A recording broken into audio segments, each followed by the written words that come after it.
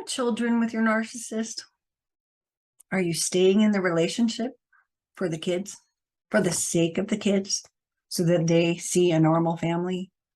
Today, my guest, Alana Sharps, is going to talk about her book and talk about what she learned that she didn't know was going on with her children and her ex-husband. She stayed for the kids. I stayed for the kids. I didn't know what was really happening behind closed doors with my son and my ex. She didn't know either. Today, we want to show you how it happens and how you can protect yourself. My name is Tracy Malone. I am the founder of NarcissistAbuseSupport.com. I am the author of Divorcing Your Narcissist. You Can't Make This Shit Up. And let's welcome Alana.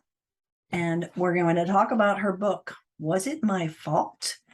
The Abuse Survivor's Story and Guide for Navigating Narcissistic Red Flags. She actually has cute little red flags in it. Let's welcome her and see the unintended consequences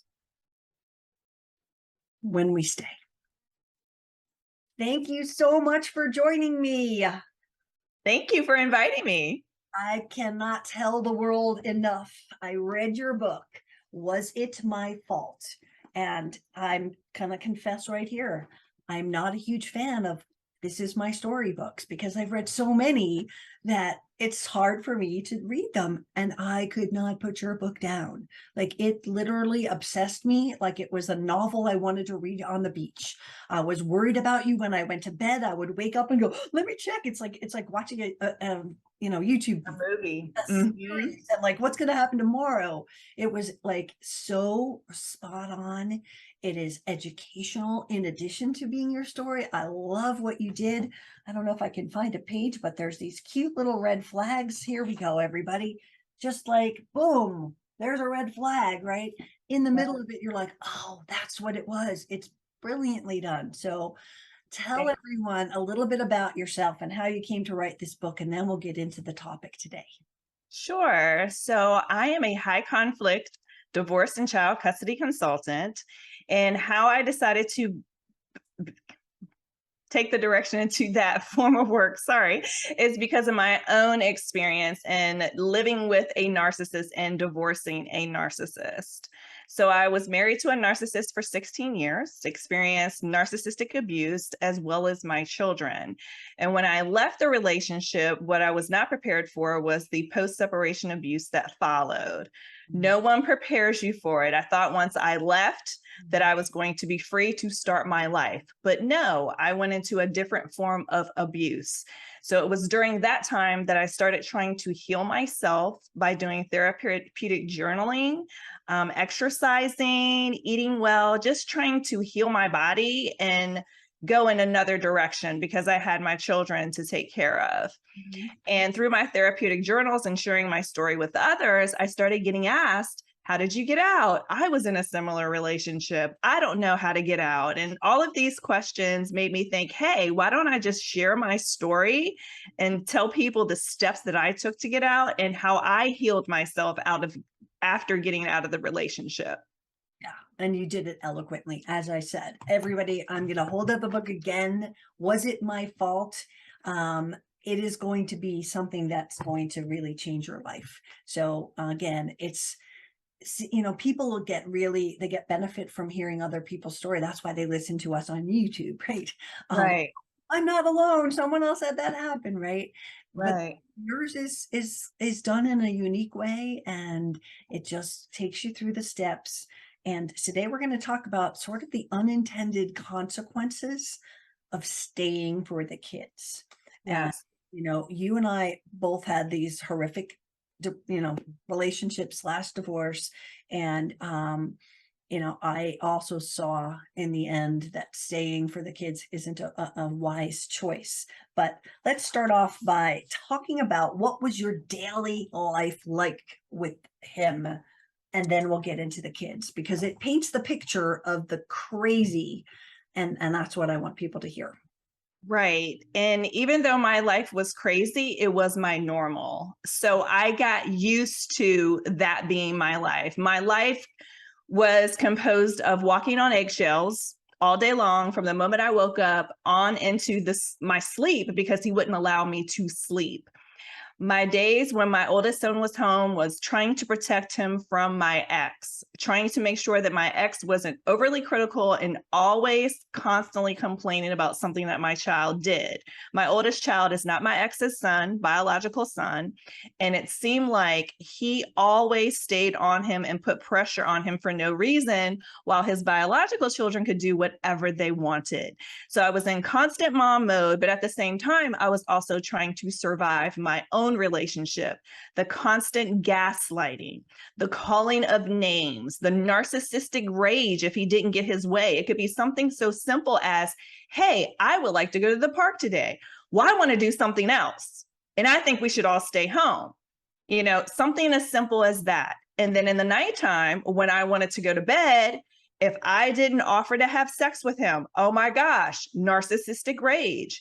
And he would keep me up until 4 a.m. And I had to get up at 6 a.m. to go to work, complaining about me, telling me I was a bad person, calling me all kinds of names simply because I didn't want to be intimate with him. Who wants to be intimate with someone that constantly puts you down and calls you names? He didn't understand that.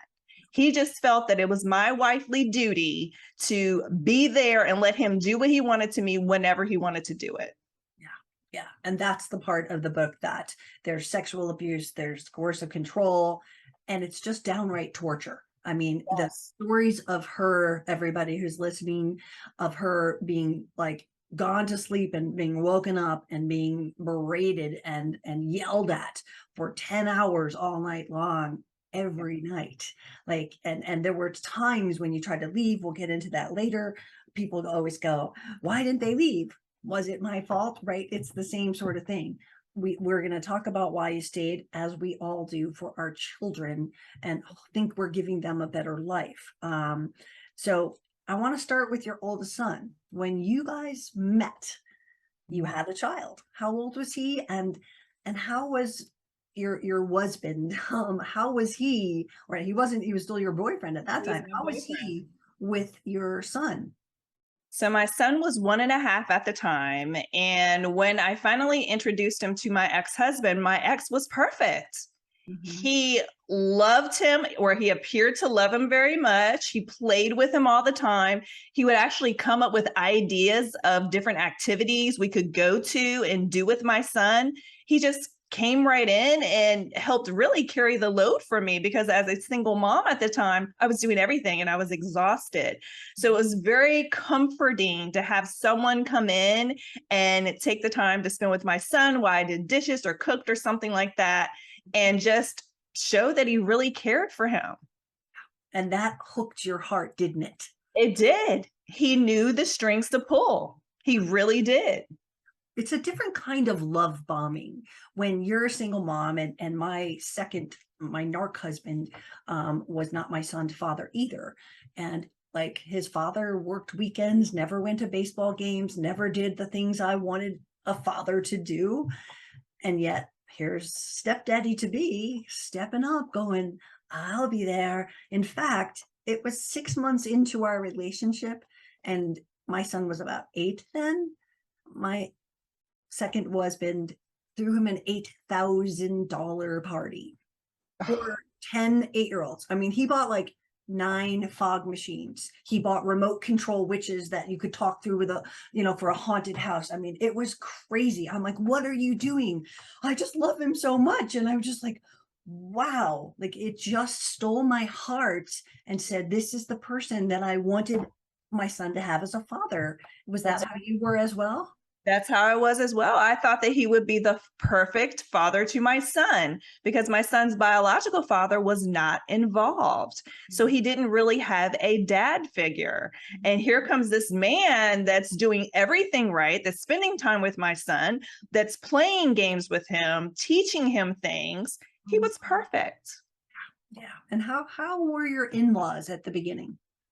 My in-laws did not like me at all. My ex-husband is Caucasian and they are from small town. and I can't say the state.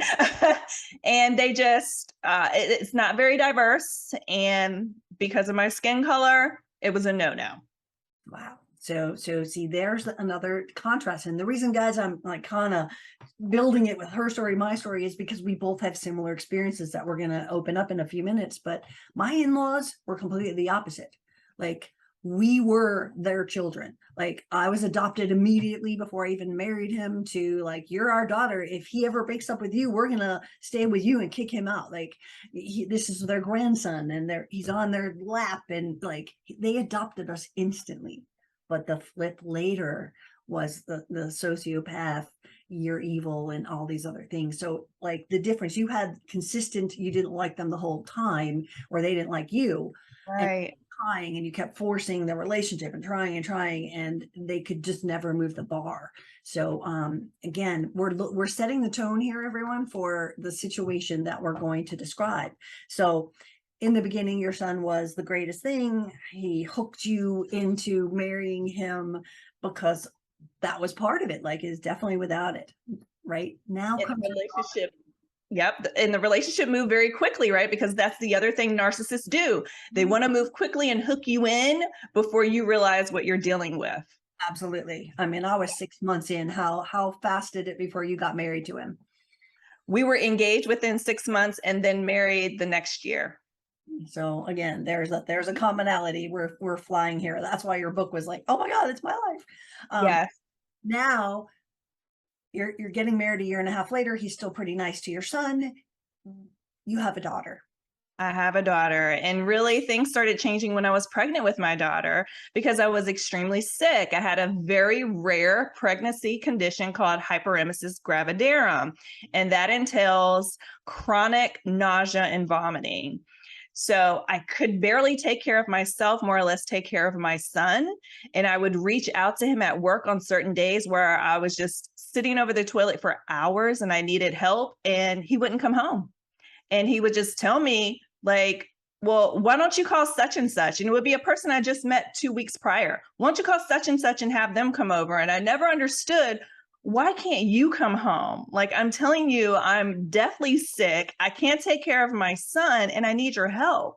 Mm-hmm. And when he got home that evening, he says to me, I don't understand why you're not happy about your pregnancy. There are a few women at work that are pregnant and they are just glowing and so happy about their pregnancy, and you're just sad and sick all the time. As if that was your choice. As if that was my choice. Wow. Yes. So that's probably the pinnacle turning point, that things really, I mean, you saw a completely different person from the helpful, kind, loving person to that was the narc injury. Maybe it was about responsibility, who knows, but he had no empathy for you. Zero empathy for me. And once my daughter was born, his first biological child, his attention completely shifted to her. So my son that he once showed all of his attention to and love bombed and loved bombed me, we got neglected. She got the shine. Wow. Yep. And as the children got older, they went into that interesting dynamic of scapegoat and golden child. So my daughter became the golden child and my oldest son became the scapegoat. Yeah. Yeah. And how did that change in your son's life? Because at first he was the golden, he was the only, but he had attention, he had love, he got attention. What was it like for him? Right. So when that first started to occur, he was 4 years old at the time. So he didn't really understand it. He just knew things were different, but he didn't understand it. And then as he constantly started to get blamed for things that he didn't do, or, get ragged on because he didn't do something a particular way. And again, he's like 4 or 5 years old. I think he started to internalize that hurt. And it started to surface when he got into middle school. That's when he started acting out. That's when he started talking back to teachers, not doing his work. And that continued on into high school. Wow. So behavioral issues because he almost attacked at home. By the time he was in middle school, wasn't there a third child? Yes. When I had my third child, My daughter, who had been receiving all of this love and attention, had competition. So my daughter disliked the third child, and my ex started shifting all of the attention he was giving to my daughter to the third child. So not only did you have division between my husband and I on different occasions, but he also divided the children. They divide and conquer. So he'll say one thing to one child and another thing to another to keep the children thinking that that child is against them or talking about them or doing something to get that child in trouble. So my kids didn't trust each other and they didn't trust me because my ex had created that dynamic in the family. Because if we all bonded together to go against him, then he no longer has control. Right. Such a typical dynamic in the narc household, right? Yes. And you're seeing it play out during these years. Now you've got 3 children. During these years, did you ever want to leave him? I did on numerous occasions. The very first time I wanted to leave, I spoke to my mom because we all talk to our moms about everything, right? And my mom's reaction was, Alana, you have kids. You really need to stay in the marriage because of the children. Wow. Yep. And so I sucked it up and I just continued to put up with what I was dealing with. And I just kept pressing on. And the years went by and I was like, you know what? I can't take this anymore. I want to leave again. I talked to his mom. This is her son. She should want to help me, right? She wants her son to be a good person. No, same conversation. You're going to destroy the family if you get a divorce. Your kids are going to be children of divorce. You need to find a way to make things work. Wow. Wow. Yeah. And that is a dangerous lesson. But now you've been told it by the 2 women figures in your life. And it's almost like, okay, now we're stuck. In the book, I remember a part where you were, I don't know if it was the first time you talked to him about leaving, but it really pissed me off. I wanted to get my boxing gloves out and hit him. And he said something about, well, I'll take the kids' furniture. And you're like, what? Oh, yes. Yes. That's when he was having an affair. And yes, and he couldn't wait to get out of the house, but I wouldn't sign the separation agreement that he developed on his own, which 100% benefited him and left me to fend for the 3 kids on my own. He didn't want to pay me child support. He didn't want to do anything. And he wanted to take all of the children's furniture out of the home and furnish his new apartment so that the kids would want to come see him. That was his reasoning. Oh my God. Yeah. I forgot about the chapters about the girlfriend. Yes. Yeah. Yeah. And wasn't there jealousy too? He was always suspecting you. He started accusing me of having affairs, of dating my coworkers. If he went to a party with me that was led by one of my coworkers, I was accused of flirting with every male at the party, even though I'm just simply having conversations. And I can see at the party, I could see in his face that I'm going to hear it on the ride home. And sure enough, as soon as we got into the car, he would lay into me and tell me everything I did wrong and how I was, flirting with every man there. And if I wanted to be with such and such, then I just need to tell him. Just tell me you want to be with him. Just let me go. Just constant gaslighting all the time. Again, this is so sad, but it's just another cog in the wheel of another way that he was abusing you. So he's waking you up at night. He's demanding sex every day. He's cheating on you. There was a bathtub that he would go in and drink heavily. Yes. Every day. So you were dealing with so much stuff. I really give you so much credit for coming out and now helping others. But what you went through is nothing short of torture. I mean, it is like living torture. And, when your kids are involved and when you've got the fear that he's writing this bogus document and you don't know better, you're like, okay, but you didn't sign it, thankfully, but it was all about him. And he's cheating and he's got all these people in his life. And I want to talk about the story with your daughter and the pinnacle part of her really turning on him. So paint the picture. We're out of the house. You've got an apartment. You left him the house. Tell us those details. Yes. Yes. So when I finally, and I think it was my 7th or 8th time after saying I want to leave, I finally summed up the courage to leave, got out, got an apartment. My oldest child came to live with me, which that was a no-brainer. What I did not expect is for my daughter to come and live with me.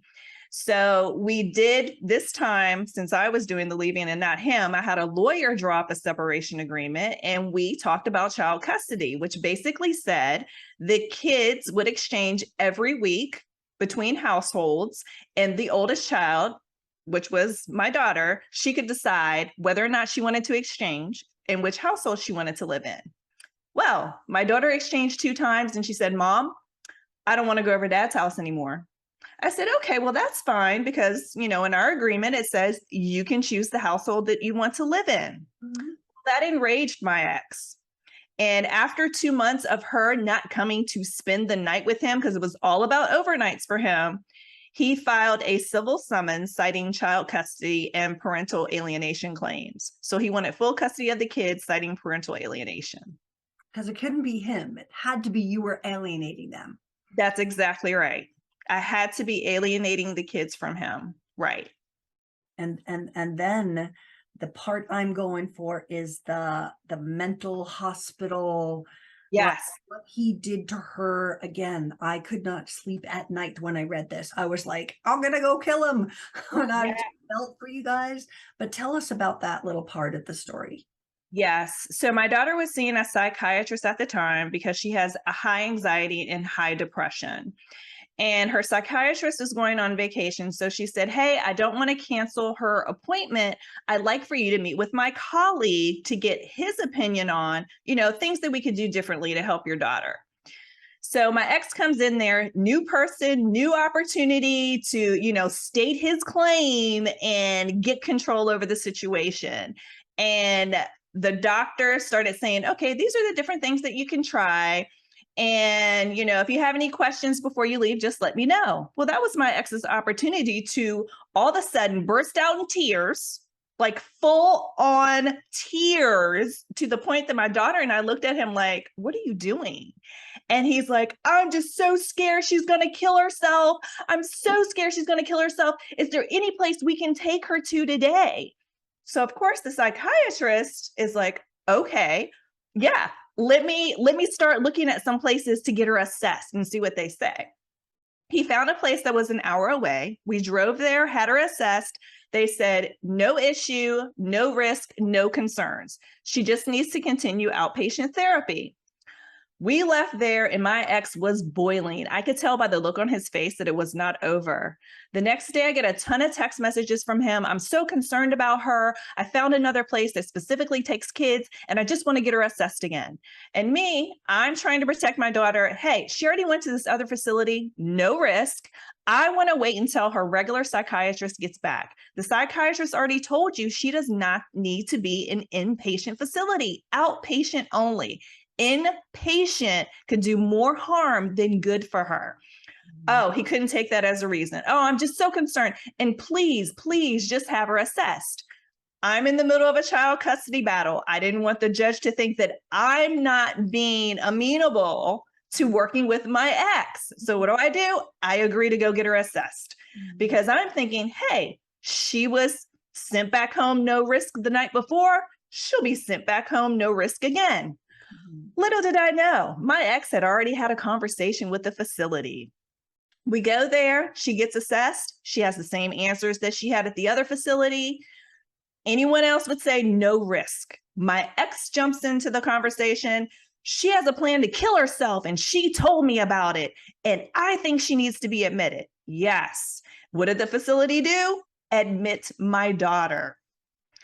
And during that time, I'm like, I can't believe you're doing this. Her psychiatrist said not to do it. And he just kept sitting there signing the papers. And my daughter was in full-blown hysteria at this time.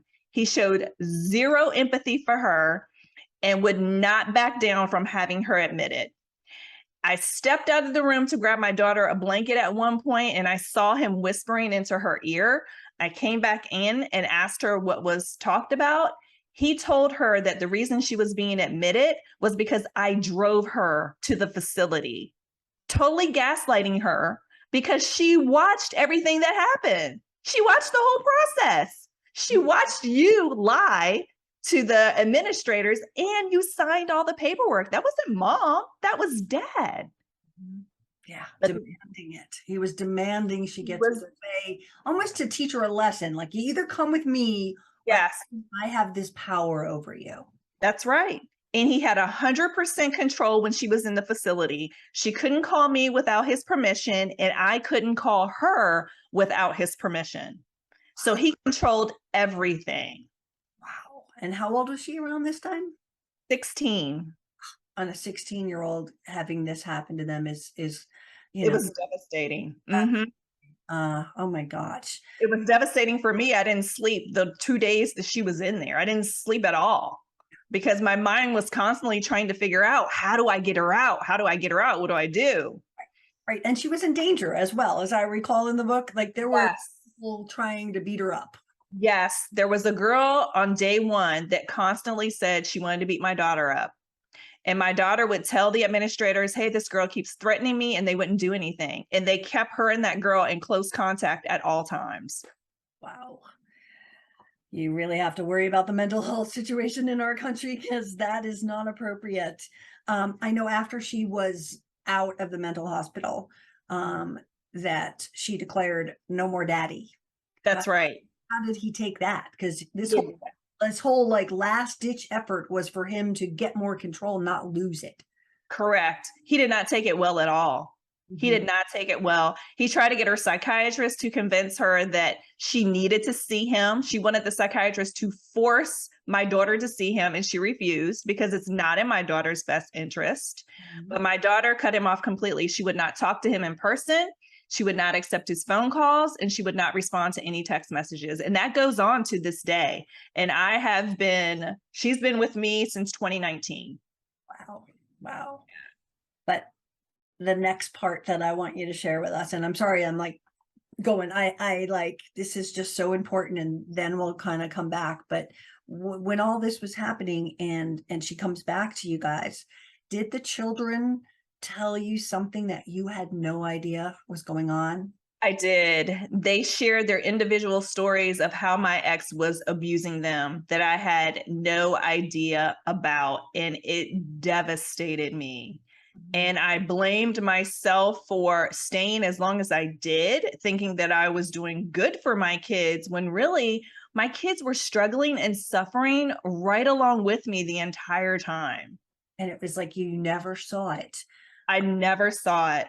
He always did it when I wasn't around or I was in the shower. I mean, there were incidents where my daughter said, Mom, he used to go into, I call my son Elijah in the book. He used to go into Elijah's room every night and just berate him and like call him names and shove him up against the wall. And I'm listening to her, and tears are just coming down my face because I'm like, how did I not know this?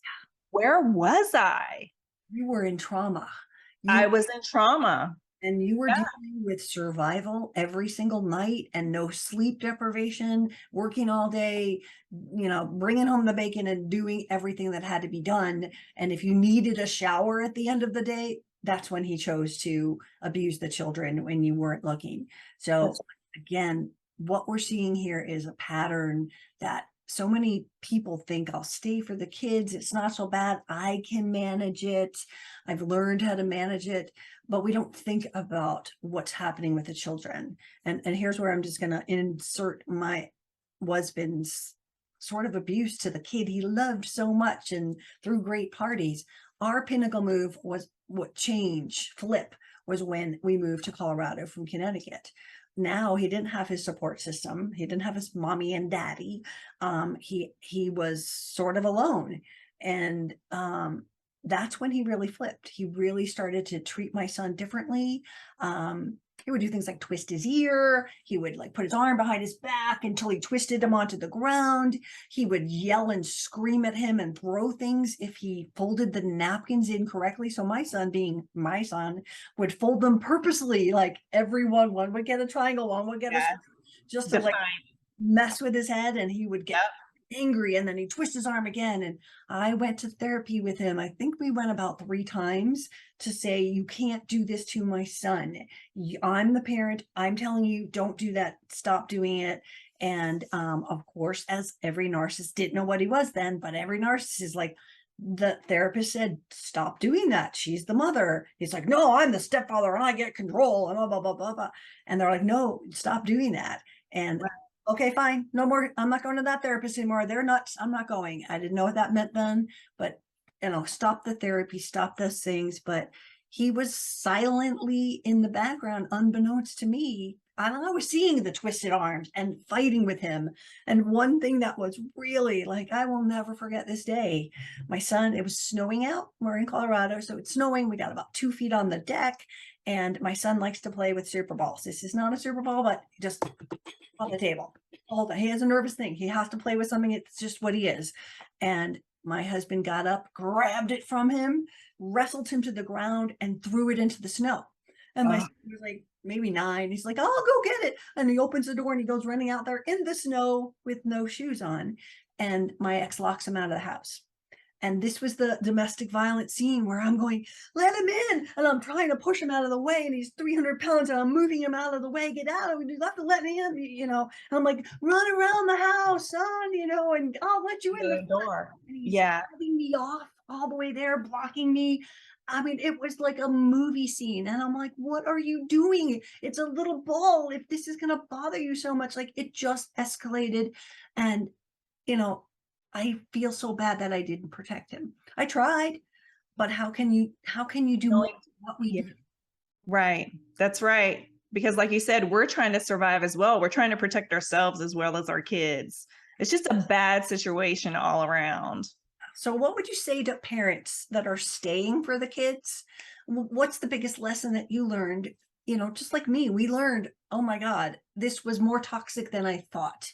Yes. Your children are suffering right along with you. Staying in a toxic relationship just because of the children is not a wise choice. Your children are being mentally damaged and they're going to need therapy once you leave the relationship. So the longer you're staying in it, you're constantly causing that mental damage within your children. I describe my kids 3 ways. All 3 of my kids have experienced trauma. My oldest kid was the fighter. He always fought dad. He always fought back on what dad said. My middle child, she internalized everything. So she ended up with high anxiety and high depression. My third child, he's the pleaser, the baby. He saw how I was treated and how the older 2 kids were treated. And so he just does whatever dad says. He won't make a decision. He constantly disassociates. You could be talking to him and he's somewhere else because that's how he learned to deal with the different things that he witnessed in our home. So, Like, again, the kids are seeing the abuse, even though you're going, it's happening after dark when he starts to yell at me and demand sex and belittle me all night long. I mean, they probably saw it in the middle of the house, but that was manageable. That was couples. You could get past it. But we think that they're not seeing it, right? But they are. And it's also setting, as you just used brilliantly with the 3 children and the way they internalized it. Their coping strategies for life are being defined by coping strategies versus living life. And correct. this is also setting their patterns. Thankfully, you didn't have someone turn into a narcissist, but they can also turn into, this is the way you treat people. Like, they are learning by example that they can belittle someone, that they can yell at someone, that it's okay to do the things that they're doing. And thankfully, neither one of us had that kid come out, but there's a 50-50 shot that being exposed to that is going to, make them go to that dark side. So I want people to understand that this is something that it's a personal decision, but look at it through the lens of what you've heard here from Alana and my story. We're not dumb people. We're smart. We're talented. We give everything to the people we love.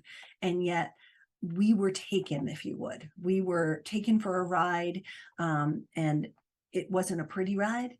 And at the other side, we're both doing great and having a good life, but our children are now byproducts of this. It's not byproducts of divorce, like your mother-in-law first said. You know, that was what it's no, that I'd rather them be a byproduct of divorce. Watching this kind of treatment and being active players, like the stuff and the scars your daughter's going to have from that mental institution weekend. He can't repair that. He cannot repair that, thankfully, right? We don't want him to, but at the time, for her, that's always going to stay in her mind. It's going to make her not trust men in life. She's going to have a lot of hurdles in life because of that weekend. And that's right. yeah. And again, thank God you're there. Thank God you got her in therapy, and thank God you're going to make changes for her that she doesn't have to see him. I wish many people would put that clause in, but most narcissists would be perhaps a little bit more like, oh, we're not putting that in. You know, sometimes slide things in under the radar. And again, children having choice at a certain age, it's actually legal in some states. Like some states, it's 12 years old, and the kid gets to decide. So, you know, if it's an abusive situation, if that's a great clause, if you can get something like that put into the parenting plan. That's exactly right. Yeah, your lawyer did good by you for doing that. He did. I love her to death. I recommend her to everyone. I had my paralegal coming to my birthday parties for about 5 years, and I went to my lawyer's 4th of July barbecue. I was invited again this year, but it's 15 years later. I don't really need to go to his barbecue, but again, they become part of your core, like they say. Right. So thank you so much for sharing what you have. Everybody, I really suggest go and get Was It My Fault? And Alana Sharps is here. We're gonna put her information down below. Tell people how they can find you. They can find me on Instagram, Facebook, and my website. On Instagram, I'm at Alana Sharps. For my personal, my business is at Sir Thrive Tribe. On Facebook, I'm also Sir Thrive Tribe and Alana Sharps author. Nice. Look at all those accounts you get to manage. What fun. Yes, so much fun. Oh no. Well, thank you so much for joining and sharing your story. I feel for you, but I am so grateful that you wrote this book. Again, couldn't put it down. I feel like there should be a sequel, and I want to know what happened next. What happened next? Right. A lot of people have said that. Oh, yay. Well, we know you're doing great now, and your life is good, and the kids' life is good. But yeah, I'm sure you have it in you. It's a brilliant book, and thank you for writing it. Oh, thank you so much.